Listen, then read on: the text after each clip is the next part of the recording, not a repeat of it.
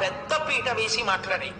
మానసిక హింస అసలు ఎవరికీ పనికిరాదు, ఎవ్వరికి ఏ కారణానికి పనికిరాదు.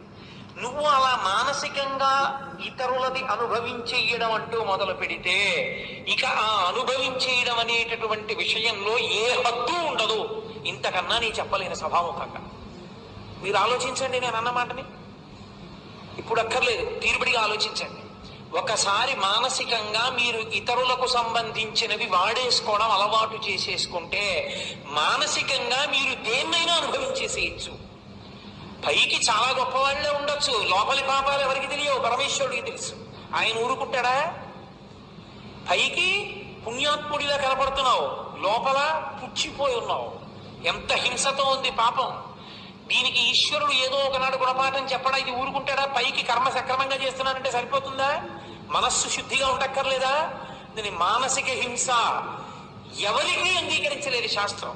ఏ ఆశ్రమంలో ఉన్నవాడు ఎవరూ చేయడానికి వీల్లేదు. వాగ్హింస కఠినంగా మాట్లాడి వ్యవస్థ దిద్దడానికి అంగీకరించారు పరిణించగలిగిన వారికి.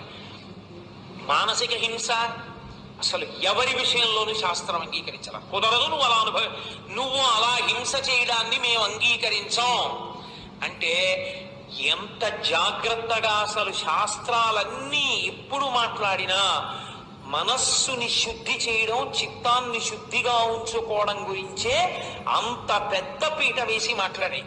మానసిక హింస అసలు ఎవరికీ పనికిరాదు, ఎవ్వరికి ఏ కారణానికి పనికిరాదు. నువ్వు అలా మానసికంగా ఇతరులది అనుభవించేయడం అంటూ మొదలు పెడితే ఇక ఆ అనుభవించేయడం అనేటటువంటి విషయంలో ఏ హద్దు ఉండదు. ఇంతకన్నా నీ చెప్పలేని సభాముఖంగా మీరు ఆలోచించండి. నేను అన్నమాటని ఇప్పుడు అక్కర్లేదు, తీరుబడిగా ఆలోచించండి.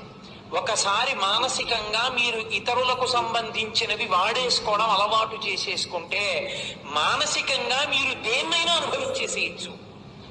పైకి చాలా గొప్పవాళ్లే ఉండొచ్చు, లోపలి పాపాలు ఎవరికి తెలియవు, పరమేశ్వరుడికి తెలుసు. ఆయన ఊరుకుంటాడా? పైకి పుణ్యాత్ముడిలా కనపడుతున్నావు, లోపల పుచ్చిపోయి ఉన్నావు. ఎంత హింసతో ఉంది పాపం. దీనికి ఈశ్వరుడు ఏదో ఒకనాడు గుణపాఠం చెప్పడా? ఇది ఊరుకుంటాడా? పైకి కర్మ సక్రమంగా చేస్తున్నానంటే సరిపోతుందా? మనస్సు శుద్ధిగా ఉండక్కర్లేదా? దీని మానసిక హింస ఎవరికీ అంగీకరించలేదు శాస్త్రం. ఏ ఆశ్రమంలో ఉన్నవాడు ఎవరూ చేయడానికి వీల్లేదు. వాగ్హింస కఠినంగా మాట్లాడి వ్యవస్థ దిద్దడానికి అంగీకరించారు పరిణించగలిగిన వారికి. మానసిక హింస అసలు ఎవరి విషయంలోనూ శాస్త్రం అంగీకరించాల. కుదరదు, నువ్వు అలా హింస చేయడాన్ని మేము అంగీకరించాం అంటే